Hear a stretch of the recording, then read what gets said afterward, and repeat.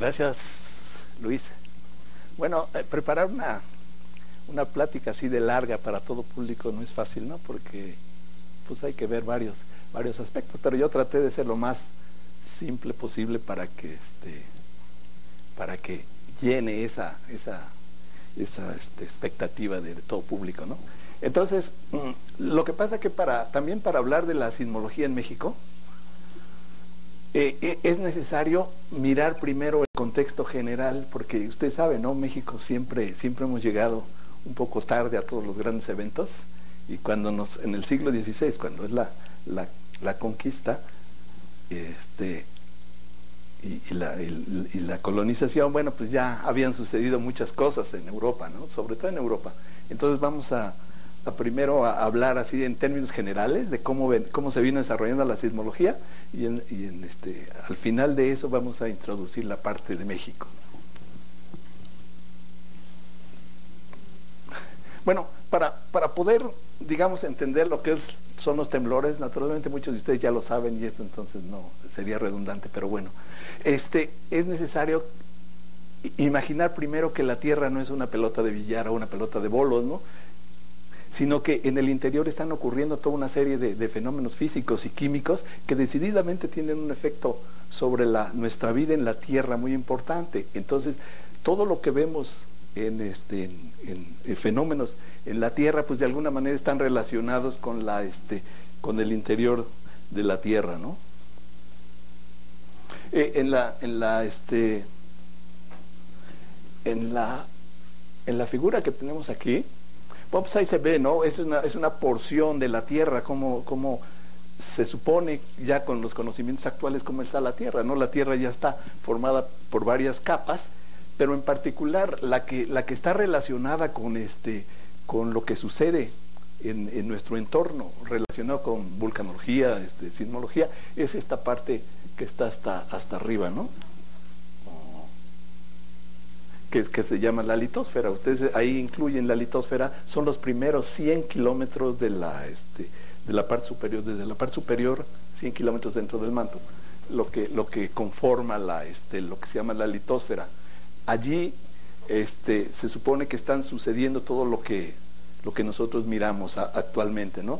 Allá en la figura de la izquierda, en la parte inferior, es una simple, digamos, ayuda para entender lo que sucede en la Tierra. La Tierra de por sí, desde su creación, pues se creó ya caliente, digamos, y luego por decaimientos aumentó grandemente su temperatura y dio como resultado final que lo que antes era una Tierra homogénea se convirtió en una Tierra estratificada.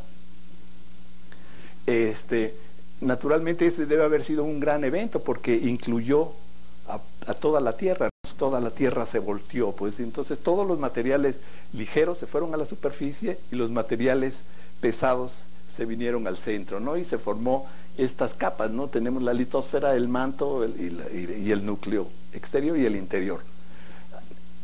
Y sin embargo, lo que sucede en la parte superior se parece a lo que está allá en la figura de la izquierda, donde se ve que si nosotros calentamos un recipiente vamos a tener movimientos convectivos, ¿no?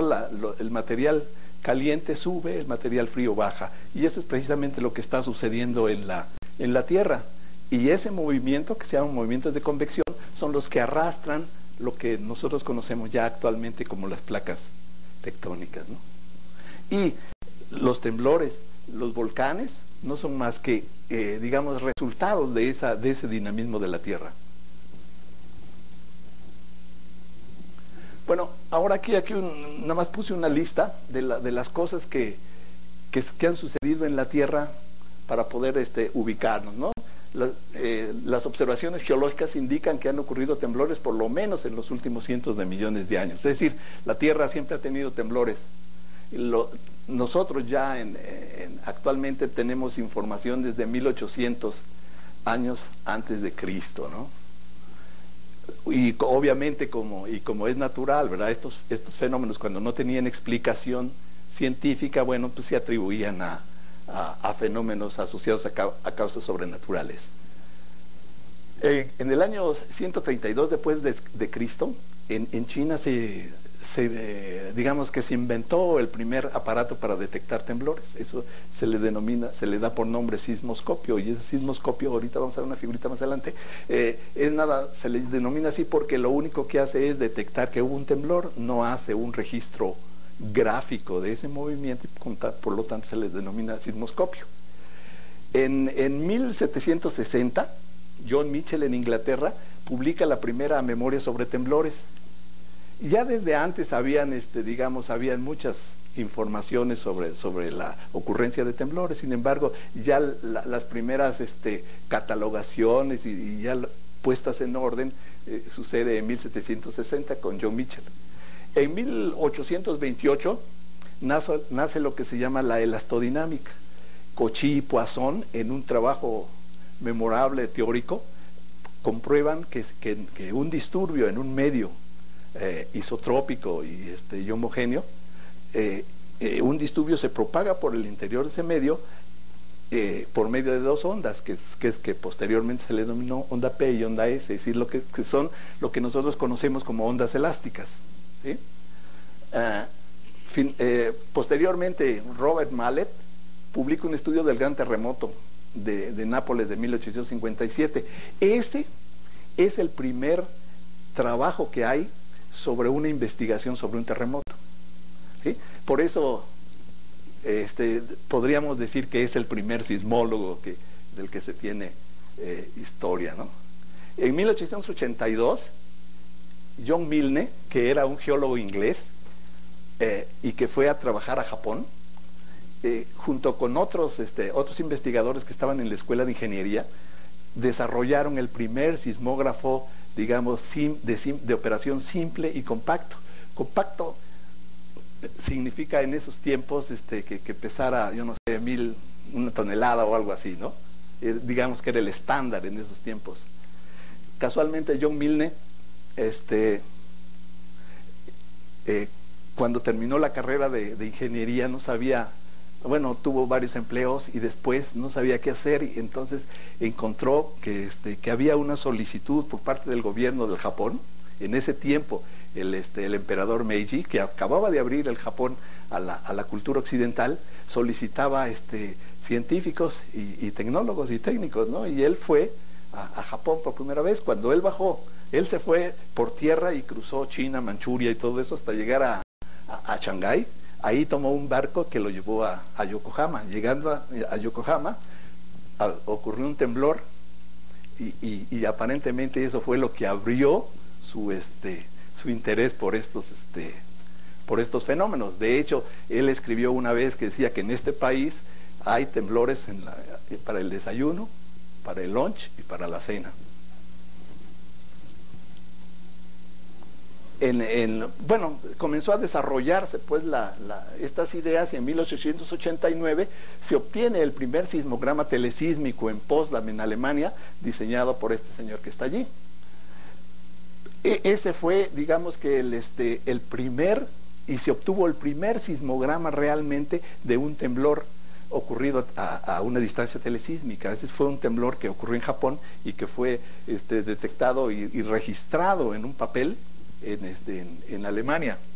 Y en ese momento la sismología se convierte y pasa de ser una ciencia puramente cualitativa a una ciencia cuantitativa. Digamos que es el parteaguas de la sismología.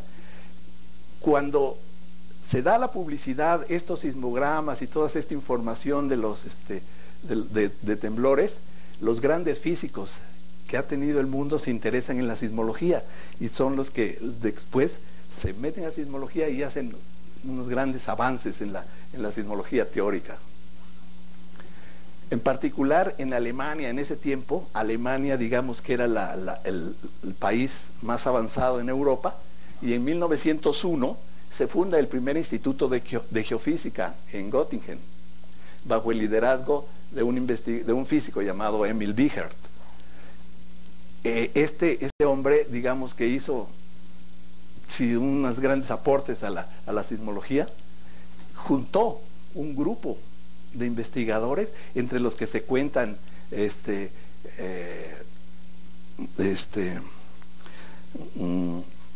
Geiger, Herglotz y muchos otros investigadores que hicieron aportaciones enormes a la sismología. Inclusive él anduvo en busca de Albert Einstein para que formara parte del grupo, nomás que creo que no le llegó al precio y no se unió al grupo, pero entre todos ellos hicieron unas aportaciones enormes, ¿no? Después, posteriormente, en 1906, ocurre el gran temblor de San Francisco.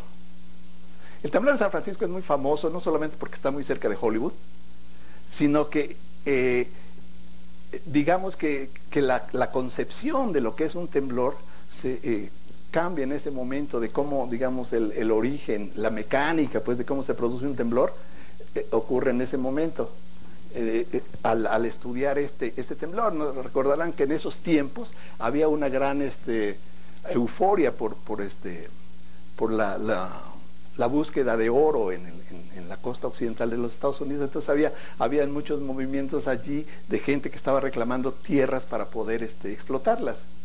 Entonces se hacían en esa área numerosas triangulaciones, es decir, se medían distancias de punto a punto para poder dividir en parcelas todos esos lugares, ¿no?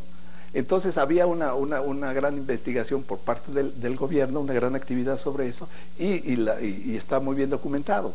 Entonces sobrevino el temblor de 1906 y se observó que habían movimientos obvios en el terreno, y a partir de ahí se da la concepción esa que tenemos actual de cómo se producen los temblores. Ahorita que a lo mejor hablamos un poco más.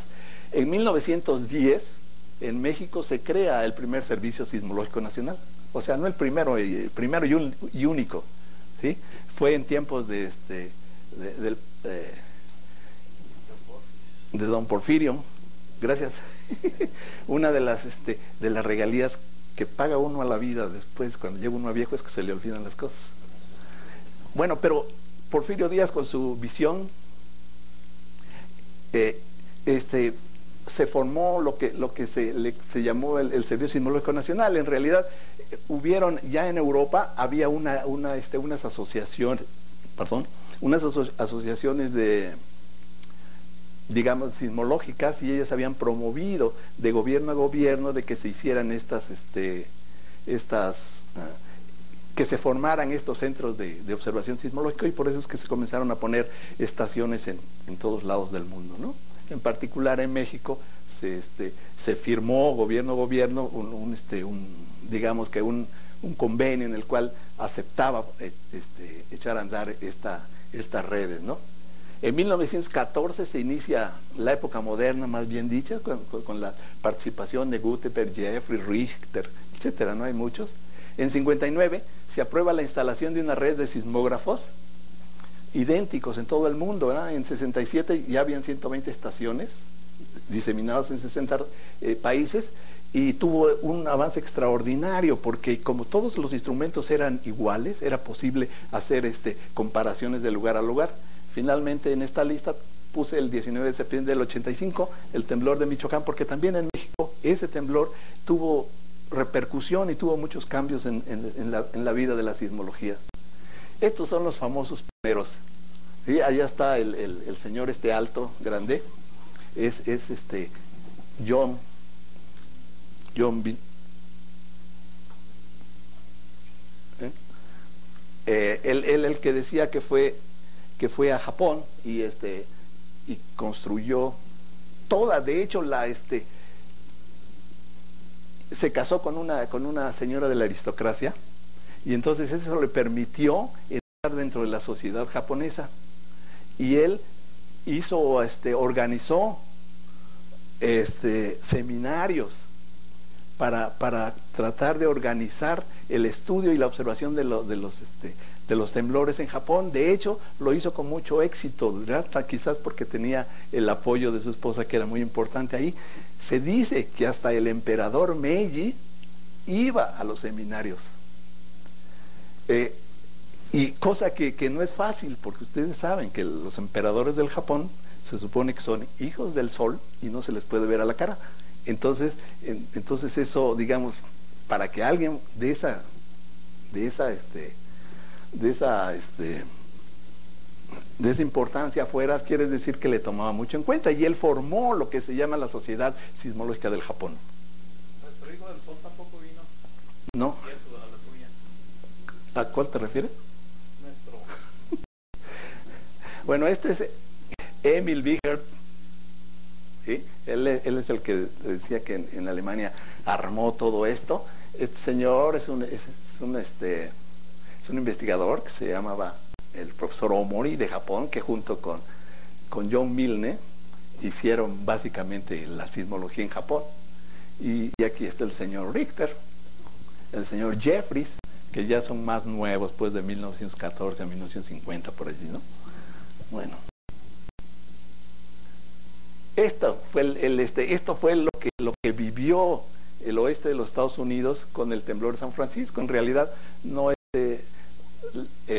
la gran destrucción que hubo, más que por el temblor mismo, fueron por los incendios, ¿no? Entonces se destruyó básicamente toda la ciudad, pero se observaron varias cosas, entre ellas se vio pues de que las cercas como esta se deformaron y se movieron unas con respecto a otras, ¿sí? O los caminos, como en este caso, también era obvio, pues era de metros y se podía mirar. Y de allí se hicieron muchos estudios. De hecho, los estudios que se hicieron de este temblor ocuparon 36 volúmenes y se hicieron toda clase de investigaciones. Entonces,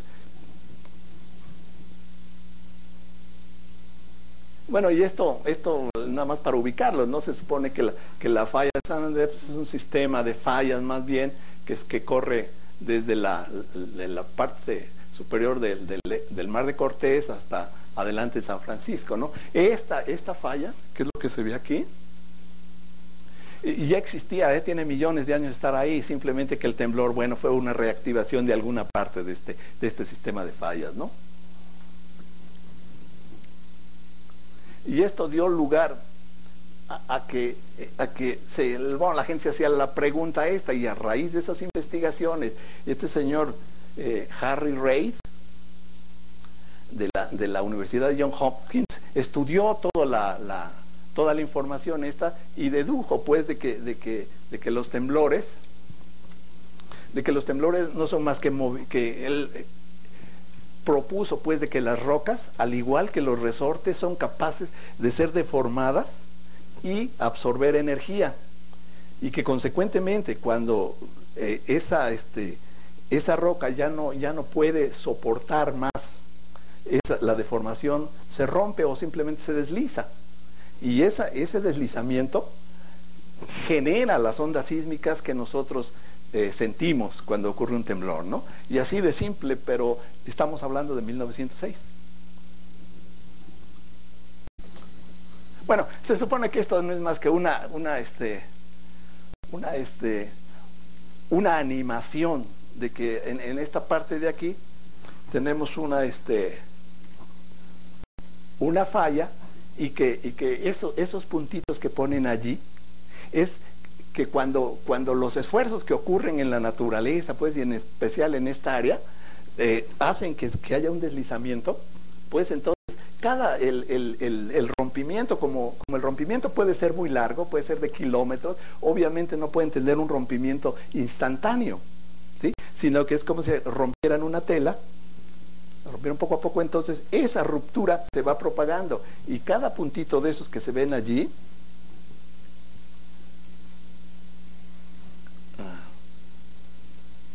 cada puntito de esto se comporta como si fuera el foco de un temblor, es decir, como si allí iniciara cada uno de estos va generando pues señales, y todas juntas es lo que nosotros al fin de cuentas, ahí está, miren, ¿sí? Entonces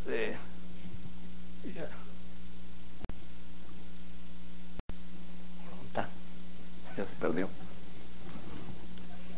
Bueno, la cosa que lo vieron, ¿no? Eso que vieron allí no es más que la vibración del suelo.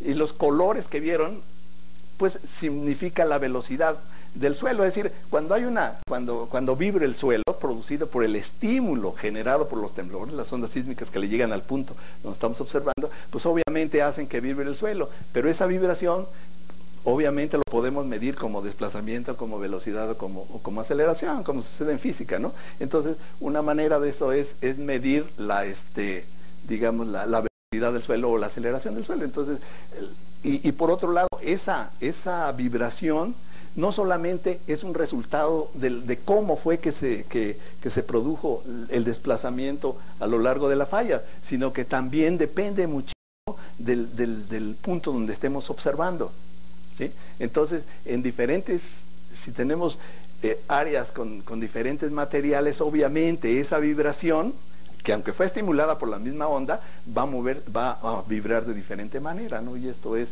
precisamente lo que sucede, ¿no? ¿Pues? ¿Sí?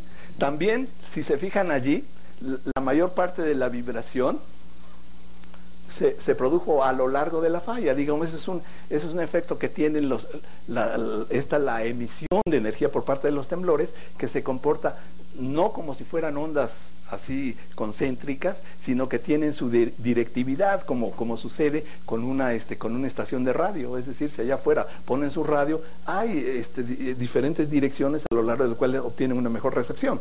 Lo mismo sucede con los temblores. Estas ondas sísmicas se comportan de la misma manera. Entonces, hay lugares donde se comporta más, ¿verdad? Por ejemplo, se sostiene en esta parte de Los Ángeles, ahí donde dice Los Ángeles. ¿Por qué? Pues porque Los Ángeles está colocada en una zona que es una especie muy parecido al Valle de México, con un alto contenido de sedimentos, entonces hace que el movimiento se sostenga.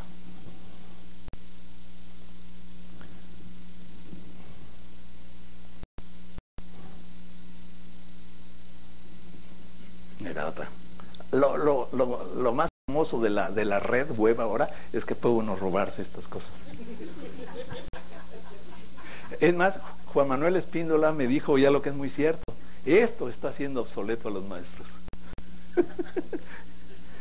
Ven allá, los colores significan la velocidad con que se propagan el disturbio sobre la superficie. Si se fijan, para allá no hay mucho movimiento. ¿Por qué? Porque son las partes montañosas. De este lado son las planicies, donde el terreno es muy flojo y consecuentemente el movimiento es muchísimo más amplio, ¿no? La parte roja que se ve allí estaba concentrada las mayores velocidades o aceleraciones del suelo. Es decir, ¿por qué? Pues por la estructura particular de esa zona, ¿no?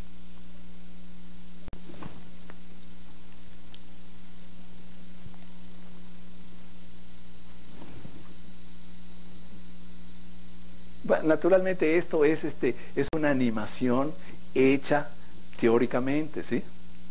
Esta en particular. ¿Cómo lo hacen? Bueno, ahorita vamos a ver cómo se podría hacer. Pues lo que hacen es que teóricamente se calcula cómo es el movimiento para una deformación en un punto allá donde fue el foco, ¿no? Si ahí sí tiene una deformación o un deslizamiento a lo largo de una falla, se calcula teóricamente cómo debería ser el movimiento cómo debería hacerse el movimiento a lo largo de toda la superficie. Luego, poniéndolo con la magia de las máquinas, pues se hacen esto que acaban de ver, ¿no? No, ya no quiero eso. Bueno, ahora, ya volviendo un poco otra vez al tema, cómo lo que ven allá a su izquierda, ese fue el primer sismograma que se obtuvo en Japón de un temblor local. Esto lo obtuvo el grupo de John Milne, ¿no? Esto que está acá es el sismograma del temblor de Japón, obtenido en Alemania, y que dijimos que es el primer sismograma telesísmico que se tiene, y que fue el que abrió el campo de la sismología. Aquí a la derecha, El, el punto es cómo se estudian los temblores. Pues obviamente lo único que tiene el sismólogo son los sismogramas, ¿sí? ¿Qué es esto que está acá? El sismograma no es más que una representación gráfica del movimiento del suelo producido por un temblor en diferentes estaciones. Consecuentemente, si tienen n estaciones, pues tendrán n sismogramas como estos.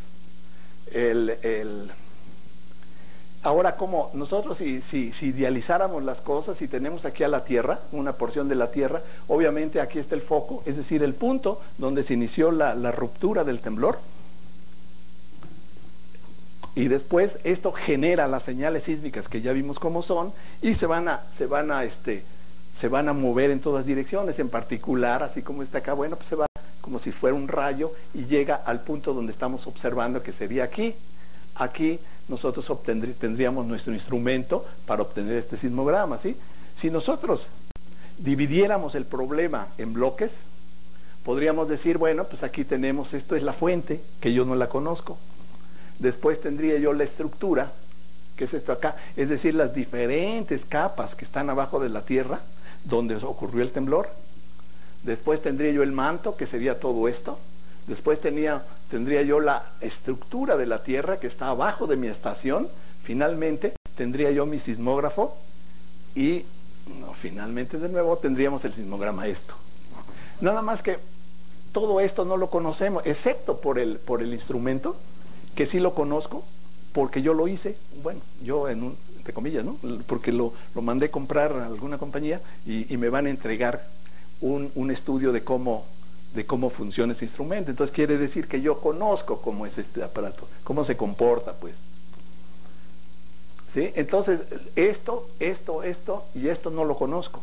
Entonces, lo único que yo tengo es esto, que está acá. Entonces, el asunto en sismología es que a partir de acá, encontrar las características del manto, la estructura y la fuente, sobre todo de la fuente, ¿no? Entonces, si podemos hacer eso, ya podríamos, digamos que, visualizar cómo realmente ocurre el temblor, y de hecho es lo que se hace comúnmente en sismología. Este es un problema que se llama, un problema en geofísica, que se llama un problema de inversión. Es decir, ir de atrás para adelante. Digo, más bien de adelante para atrás, ¿sí? Si esto es adelante, esto para atrás. Entonces, a partir de aquí, podríamos ir. Es decir, se parece mucho al problema como si alguien les llama por teléfono y ustedes, por las características, por la manera en cómo habla y el tono de su voz, decidir cómo es esa persona. Es decir, por el tono de la voz pueden saber si es viejo o es joven. Si dice ves, puede decir, bueno, pues es de la UNAM o es de la Ibero, ¿no?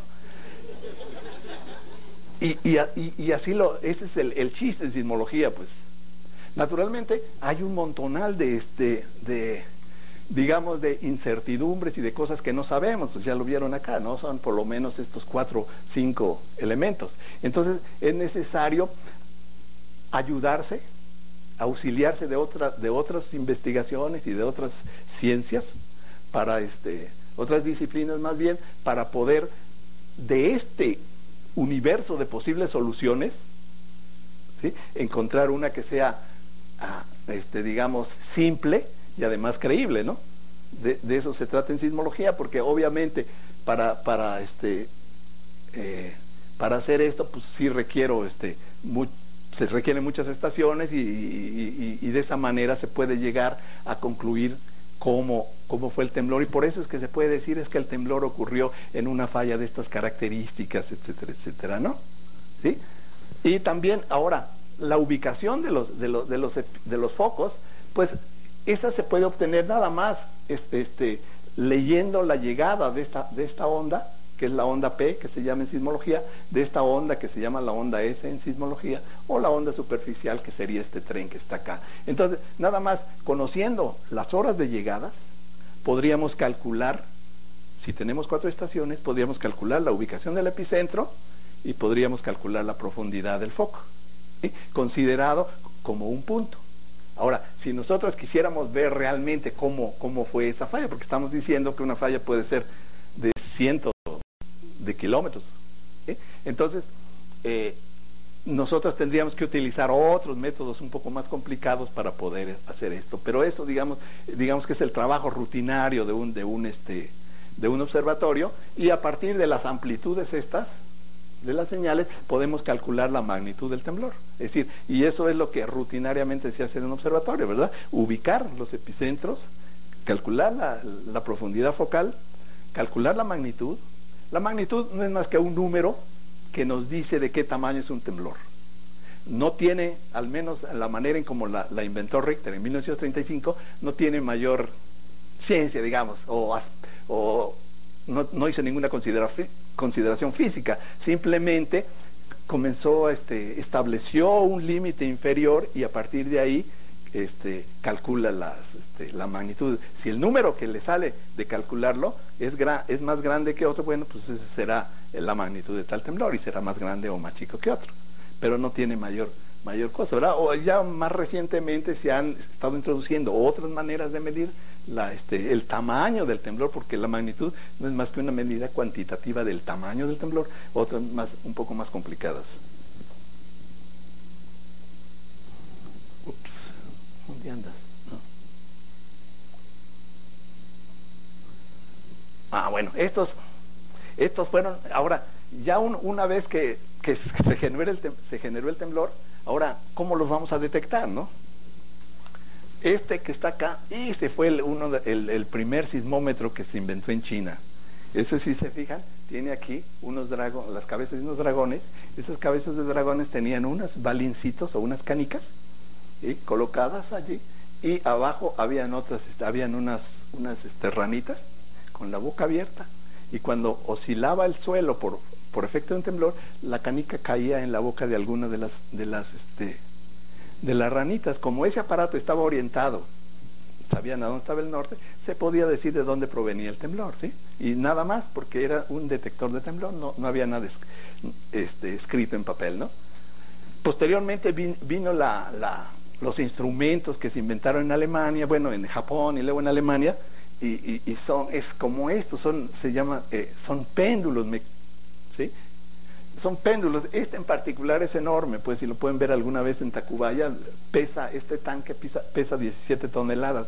Es como si como los dinosaurios en este mundo de la sismología, ¿no? Y se pusieron de estos en muchas partes del mundo, aunque actualmente creo que nada más quedan vivos 2 operando. Esto no es más que un péndulo que oscila cuando se mueve el suelo, ¿verdad? En realidad,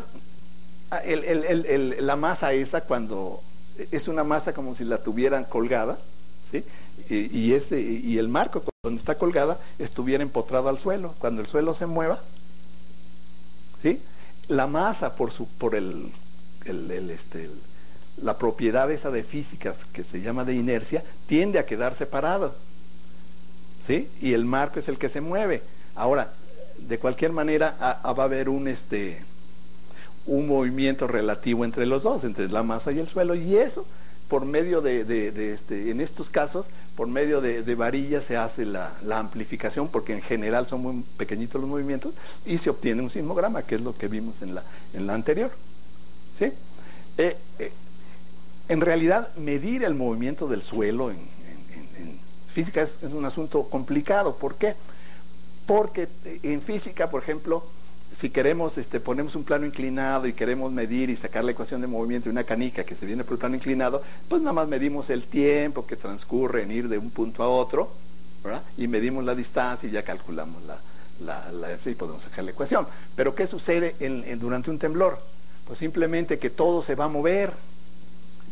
Entonces, es como si en un brincolín se suben y quieren medir con una reglita algo, ¿no? Es muy difícil porque todo se mueve. Entonces, por eso es que este problema de no tener un marco fijo se resolvió utilizando la inercia de los cuerpos, que es posteriormente, ya en los 60s, esto que eran mecánicos se convirtieron en electromagnéticos, es decir, este es la misma masa colgada aquí por un resorte, y aquí tienen una bobina.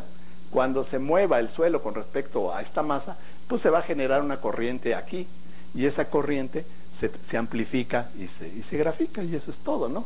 Ahora ya con el avance de la tecnología aparecen estos últimos, ya es la nueva en los últimos años aparecen estos que son los que se llaman sismógrafos digitales, ¿no? De que ahora toda el péndulo y todo eso está ahí adentro y tienen un sistema electrónico que guarda la información ya digitalizada y luego ya nada más con una PC se mete uno y puede uno guardar, bueno, uno sacar el sismograma, ¿no? En el interior tiene una de estas que se llaman algunos un flashcard, o sea, una tarjetita, y ahí se guarda como una fotografía de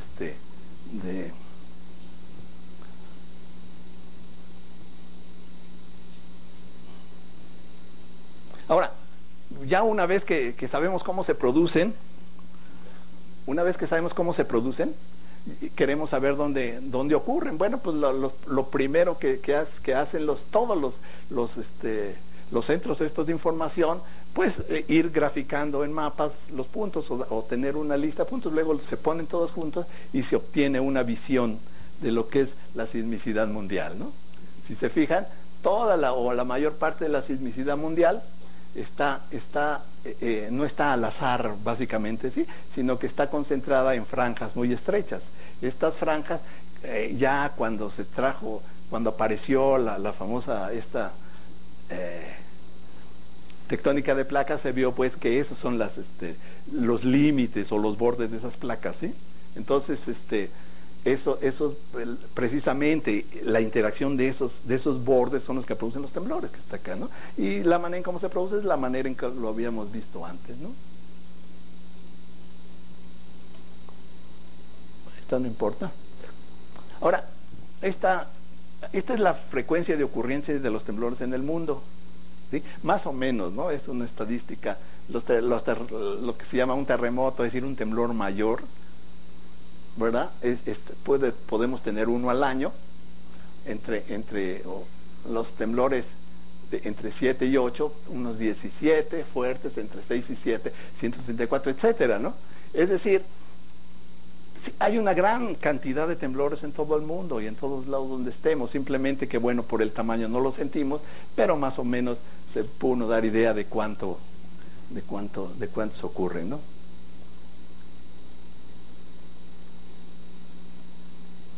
Bueno, esto sería una primera conclusión, pues, que la Tierra es dinámica.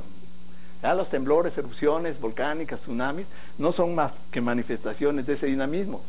Los temblores ocurren continuamente, ya vimos, y no necesariamente tienen que ser destructivos, ¿verdad?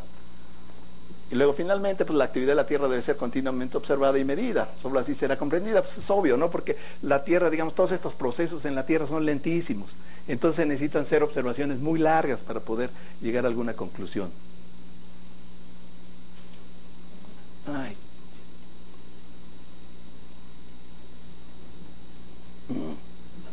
Bueno, aquí esta es la inauguración del Servicio Sismológico en 1910. Allá estaba el documento oficial, y aquí a su derecha están las instalaciones de Tacubaya, del Observatorio de Tacubaya, que pasó a ser la oficina central de toda esta información, ¿no?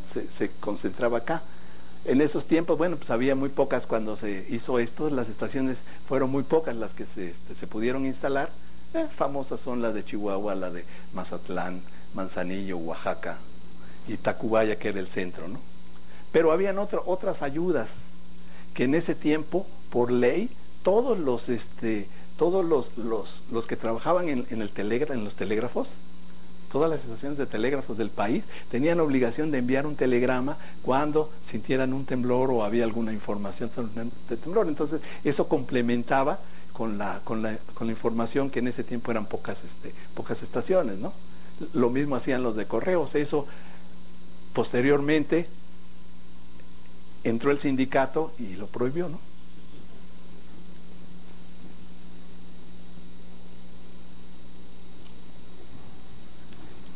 Con lo que se tenía, con las estaciones que se tenían, se logró hacer las primeras ubicaciones de epicentros en la República.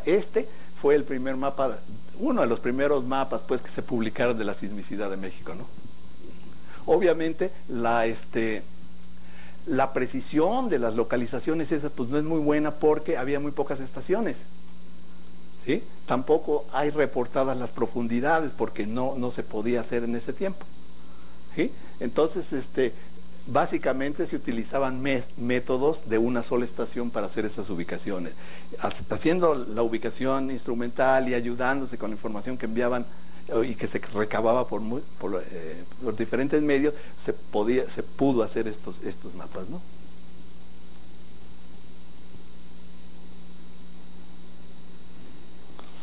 Ahora, este es el mapa de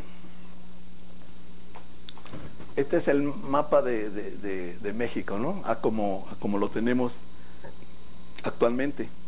Esto simplemente es del 95 al 2000, ¿no?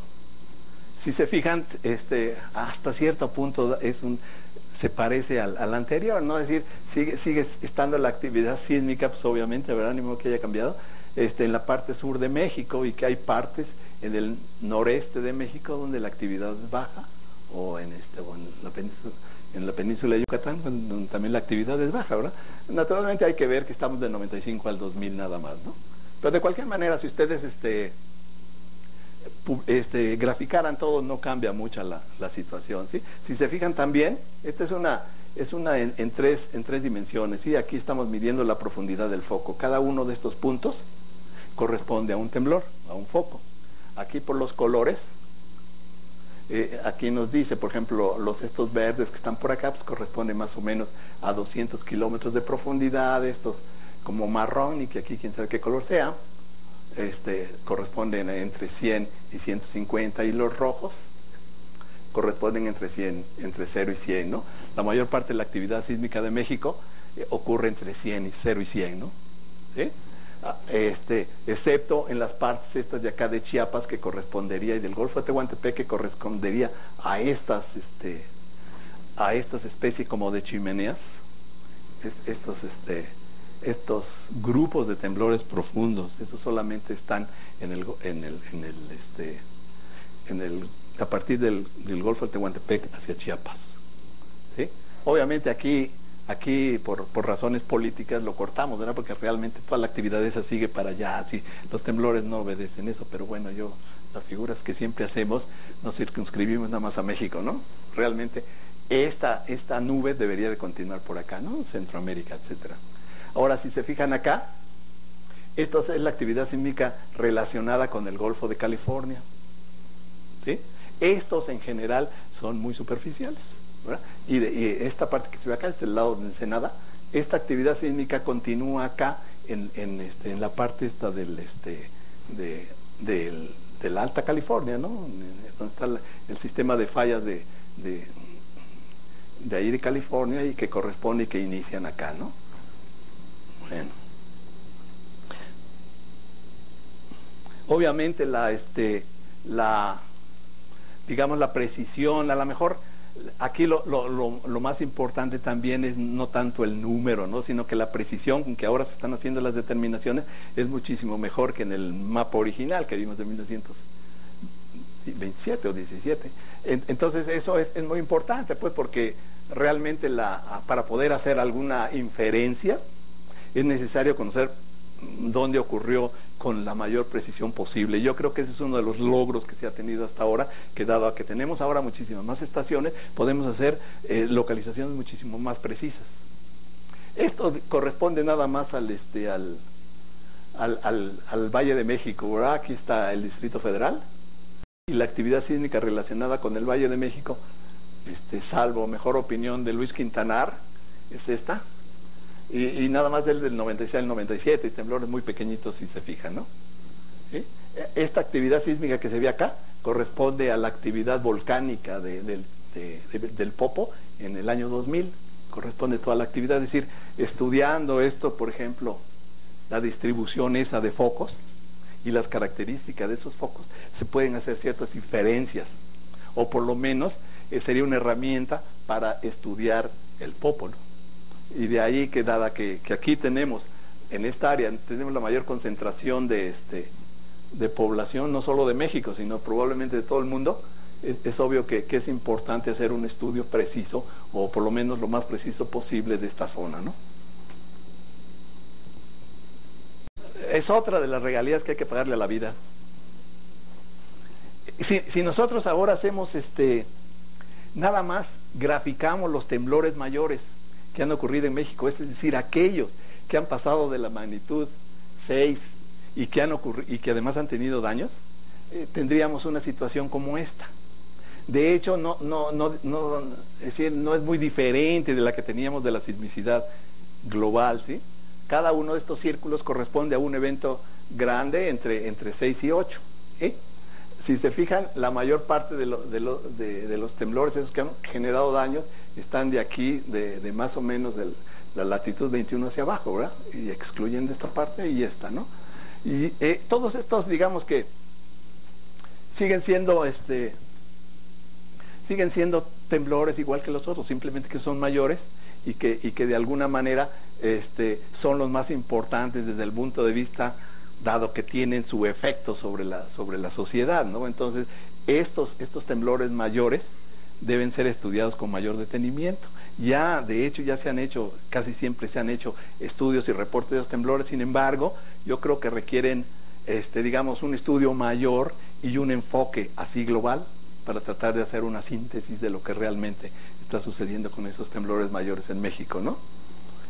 Todos estos que están acá, por ejemplo, estos temblores que tenemos en esta elipse, corresponden a los temblores que ocurren a lo largo de la costa. Todos esos se supone que se llaman temblores de subducción, es decir, son temblores que están relacionados directamente con la subducción del fondo oceánico por abajo del continente, ¿verdad? Por eso los puse en una elipse, y todos esos, digamos que tienen características similares, aunque en algunos lugares, como es esto que está acá, luego hay casos patológicos como son los temblores de Ometepec, ¿no? De que en algunas veces son del tipo de subducción y a veces no lo son. Entonces, por eso es que decía que nosotros ya conocemos, digamos, la sismicidad global de México, las características globales de la sismicidad. Sin embargo, existen el siguiente paso, yo creo, que es poder estudiar detenidamente cada una de esas zonas para ser muchísimo más preciso. Ahora se puede hacer porque pues hay mucho mayor instrumentación, ¿verdad? Análogamente hay actividad sísmica aquí en las Islas Revillagigedo, cosa que tenemos un poco olvidado porque pues por su lejanía, ¿no? Ahora, si nosotros hiciéramos digamos escogiéramos temblores, por ejemplo, del centro de México, que eran los que estaban un poco más adelante, nosotros podríamos, si tomamos los más grandes solamente del centro de México, vemos que no están colocados al azar, sino que de alguna manera están alineados, oeste, y de alguna manera están relacionados con el borde del eje neovolcánico, ¿sí? Aquí, esto es la famosa depresión del Balsas. Aquí la altitud media es como de 200 metros. Si caminan hasta acá, ya tiene 2000, ¿verdad? Que ya es donde estamos en México. 2000, es decir, hay una especie de pared, y esa pared corresponde pues al límite del eje neovolcánico que está acá. Esta actividad sísmica del centro de México, que generalmente se manifiesta por fracturamientos o fallamientos normales, es decir, bloques que caen, estas de alguna manera deben estar relacionados, nada más que se necesitan hacer muchos más estudios muy precisos, bueno, no precisos, pero ya más detallados, ¿no? Si nosotros tomáramos los temblores mayores que han ocurrido en la costa de México y los graficáramos, ¿verdad?, tendríamos esto, ¿verdad? Ahí podemos, como todos estos sismogramas fueron obtenidos con el mismo instrumento allá en California, es posible comparar directamente los registros. Un registro pequeño corresponde a un temblor menor y uno más grande a uno mayor, ¿sí? Entonces, aquí puede verse de esos temblores que han ocurrido desde que nosotros tenemos registros, ¿cuál es el mayor? ¿Verdad? Como dice Bob Dylan, no se necesita ser un gran meteorólogo para saber de dónde vienen los vientos del norte, ¿verdad? Entonces, obviamente vemos que de 1932, que ocurrió en Jalisco, es el temblor que se lleva Las Palmas si lo comparamos con el temblor del 85. ¿Qué es esto? ¿Sí? Ahora, el asunto está en que este temblor ocurrió mucho más cerca de la Ciudad de México que este. Consecuentemente, los daños ocasionados por este temblor, pues, por otro lado, son muchísimo mayores de los que se asociaron a este, obviamente, ¿verdad? Empezando porque en 1932 la Ciudad de México no es la de 1985, ¿verdad? Entonces, por eso es que a pesar de que la diferencia en magnitudes, este es 8 y este es 8.2, no es muy diferente, el grado de daño que ocurrió con este es muchísimo mayor que con el otro, ¿no? Ahora, hablando de tamaño de los fenómenos, si nosotros hiciéramos una curva de estas, pusiéramos la magnitud aquí y la energía que emite un fenómeno de la naturaleza, tendríamos una curva como esta. Por ejemplo, un relámpago, que estaría en esta curva, el que genera sería un fenómeno en el que está involucrada la menor energía, en este caso, ¿no? Que sería 10 a la 16 Hz. Así nos podemos ir, ¿verdad? Un tornado es 10 a la 19, una tormenta eléctrica casi 10 a la 20, la bomba atómica de Hiroshima correspondió a una emisión de energía del orden de 10 a la 21, ¿verdad? Si nosotros vemos, nosotros estamos aquí colocados, los sismos de Michoacán y de Jalisco, el 8.1 y el 8.2, corresponde más o menos a la media tabla, así como la selección, siempre estamos en la media tabla, ¿sí? Y que correspondería a un 10 a la 24 Hz. Si se fijan, y así nos podemos ir, los temblores de Chile y de Alaska son muchísimo mayores, pues, en emisión de energía que el de Michoacán, ¿verdad? Casi un 10 a la 2 de diferencia, ¿no? ¿Sí? Así, aquí está el promedio anual de huracanes. Esta es la energía que generan todos los huracanes durante el año. Este es el promedio de toda la energía que consume Estados Unidos. Este es el flujo de calor de la Tierra. Esta es la energía solar que absorbe la Tierra proveniente del Sol.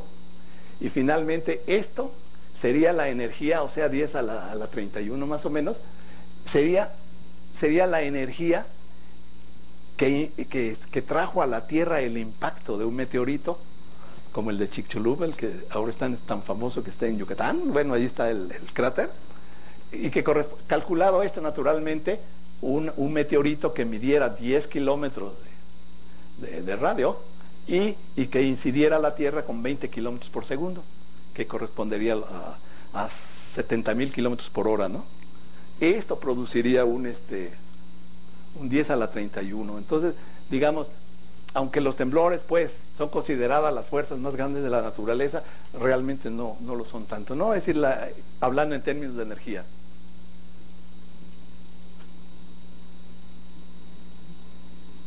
Bueno, ya que hablábamos del de Michoacán, pues a pesar de que el temblor es de los mayores y un 8.1, bueno, pues su efecto sobre la sociedad fue muchísimo más grande, pero también tuvo, digamos, hasta cierto punto un efecto benéfico, pues, porque finalmente la sociedad y gobierno se enteraron de que es necesario prever este tipo de cosas, ¿no? Si una vez ocurrió, volverá a ocurrir. Entonces, esto, con todo y lo doloroso que fue, también abrió paso a cierta, digamos, reglamentación en la construcción del Distrito Federal, en la ley, se formaron estos asuntos de protección civil, etcétera, etcétera, ¿no? Entonces, con todo y esto, digamos que dentro de nuestras observaciones en México, bueno, pues este es digamos, un punto clave, ¿no? Porque de hecho, a partir de entonces, se ha incrementado notablemente el número de estaciones en México, y además la calidad, pues, y la precisión con que se hacen las observaciones son muchísimo mayores.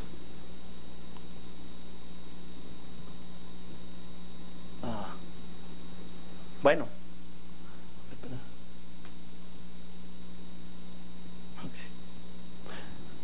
es decir, si antes las estaciones las contábamos, pues, al inicio con las manos con los dedos de las manos, ¿no? Actualmente esta es la situación.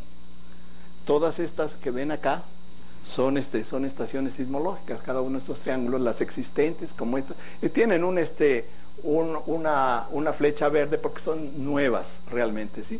Hay unas propuestas, que serían las amarillas, hay una de estas que es un proyecto muy peculiar, pero que al fin de cuentas proporciona información sobre la actividad sísmica de México, ¿no? Y esta es la situación.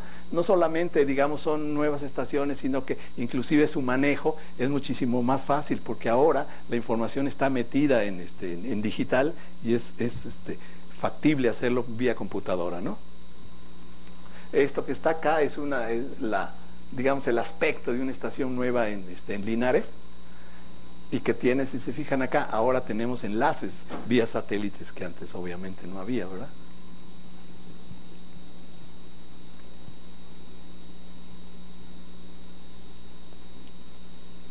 Bueno, ya para terminar, después de 100 años, dice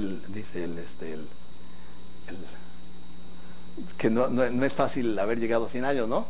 Yo creo que lo que podríamos decir de conclusión es que, bueno, el haber subsistido estos 100 años, y en mi opinión con éxito, realmente en México no es cosa fácil, porque toda nuestra vida está regida por los sexenios. Entonces, el haber logrado 100 años de presencia como institución, yo creo que ya es un gran logro. Hay contadas instituciones en México que pueden decir eso, ¿eh? Ahora con lo que respecta a nuestras observaciones y a los estudios, tenemos, yo creo que ya un conocimiento global bastante completo de las características de la mecánica de ocurrencia de los temblores, ¿sí? Es decir, ya sabemos dónde ocurren, cómo ocurren, pero de una manera global. Ahora, lo que necesitamos ahora es ir de lo macroscópico a lo microscópico. Entonces, ahora estudiar con mucho detalle los diferentes tipos de temblores que tenemos en las diferentes regiones. Yo creo que eso es lo que queda, pero por el momento digamos que tenemos una visión global bastante precisa.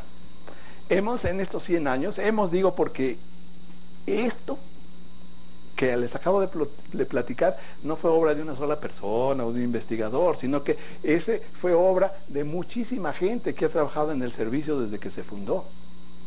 Entonces, esto, digamos, también yo creo que es un gran logro el haber logrado, valga la redundancia, de trabajar en grupo, cosa que también en México es extremadamente difícil, pero funcionó para beneficio nuestro.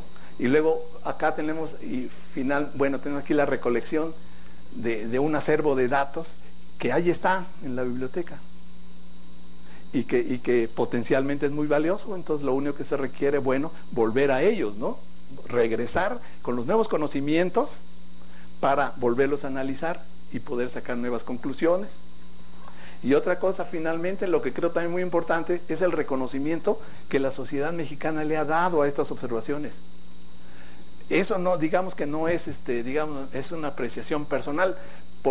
Yo creo que la sociedad mexicana, yo creo que sí tiene una visión de quién es quién en México, y saben pues que el Observatorio Sismológico del Servicio pues es una institución que merece respeto. De hecho, ahora en abril se suscitó un gran rumor de la existencia de un temblor, que fue todo un problema grandísimo, ¿no? Usualmente nosotros tenemos visitas a la página de decenas de miles. En esa ocasión, la sociedad, buscando información científica, se volcó e hizo más de 8 millones de llamadas, lo cual quiere decir que quizás la sociedad está cambiando y ya la verdad la está buscando en la ciencia. Como dicen, ya no la hagan de todos, háganla de ciencia. Y si se fijan, apenas hace 2 años se puso en la prensa unas fotografías que tomaron de unos supuestos ovnis en Yucatán. Las Fuerzas Armadas de México le dieron esas fotografías a Jaime Maussan para que las interpretara, en lugar de pasársela obviamente a astronomía o a alguien, ¿no? Entonces, de 2 o 3 años antes, ahora, yo siento que ha habido un cambio radical.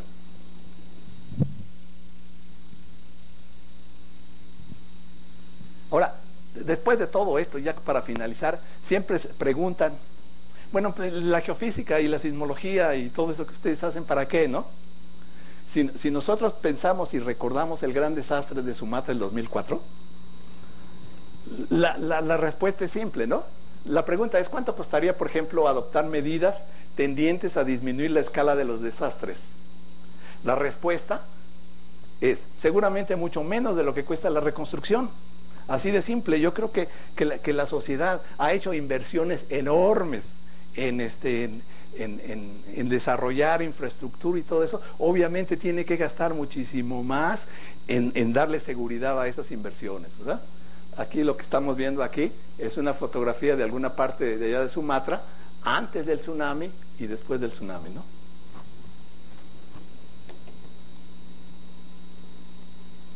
Bueno, y ya me despido con esto que dijo una vez Winston Churchill: hay tanto por hacer y somos tan pocos. Gracias por su atención.